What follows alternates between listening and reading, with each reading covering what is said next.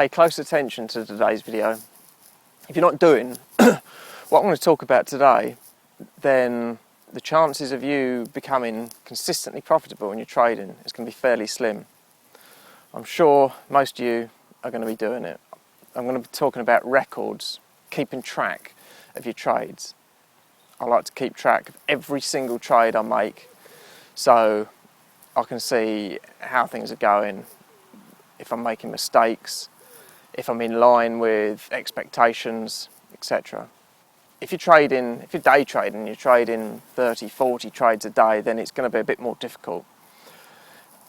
It's not something that I can really comment on. I don't day trade, but I have made a huge amount of trades in my time, and I could show you records for every single one of them.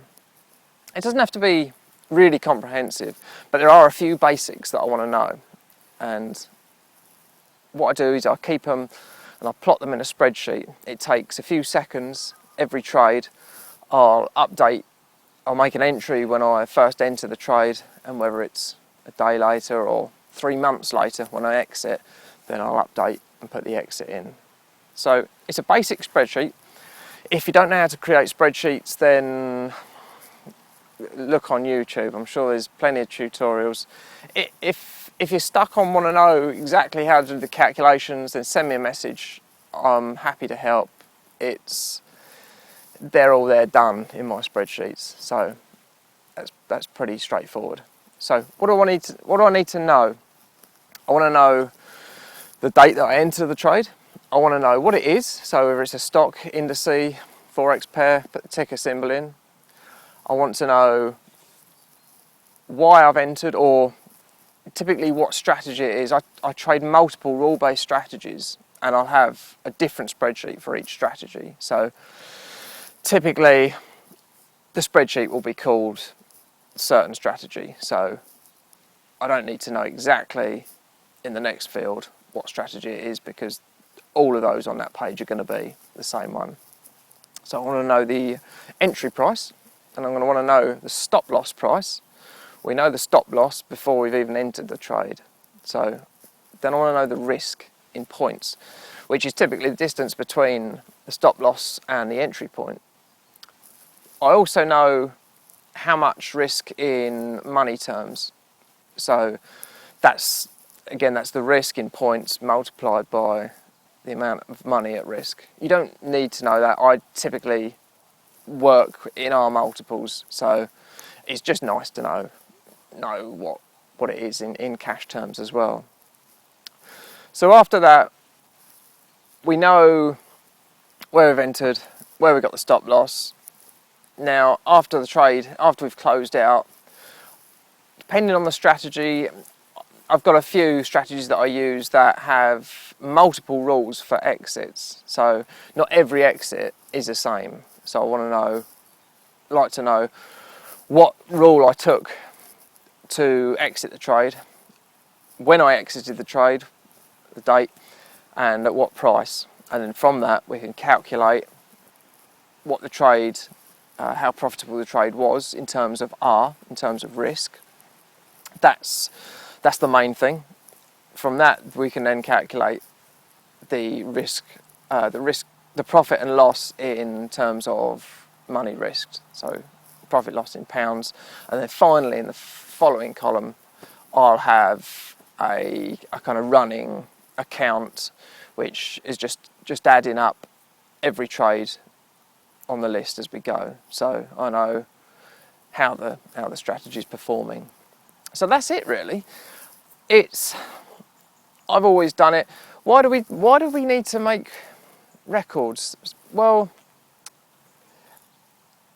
as I'm trading a rule-based strategy, then I don't need to know.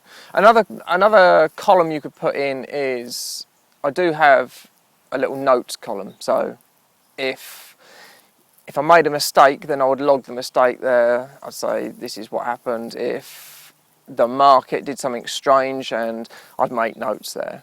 Now, if you're more a discretional trader, you might put in those notes the reasons for entry, reasons for exit. Doesn't really apply to me because I trade rule-based strategies. So The rules are a way of keeping track of, I have expectations of each strategy. I know trade expectancy, I know that's what the average trade profit and loss will be.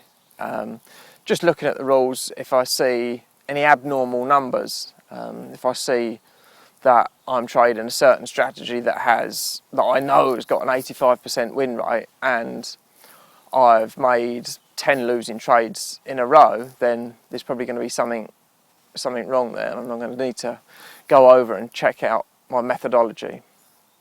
So that's about it really. Just, you must keep records. You need to know how you're doing, keep a mistakes log. If you're just trading in and out of trades for different reasons, then you're never going to know what works. You're never going to be able to go back and say, oh, look, that's what I was doing a couple of months ago and that was really working well. And it's not good enough just to look at your brokerage account statement. That it's going to give you some idea, but no, it's not going to be detailed enough. See, I'll trade multiple strategies via one account. So I trade different accounts, but with each one account, I will be trading multiple strategies within that same account. So I need to segregate it and split it up to know how each strategy is doing. So if you're not already keeping rules or you don't think they're quite good enough, I do encourage you to get them up to scratch. You really, really are going to struggle to make consistent profits if you don't. Like I say, if you really don't know what fields you need to put in, then send me a message. I'll send you, or I'll show you, maybe even do a screenshot of how I keep records for each trade.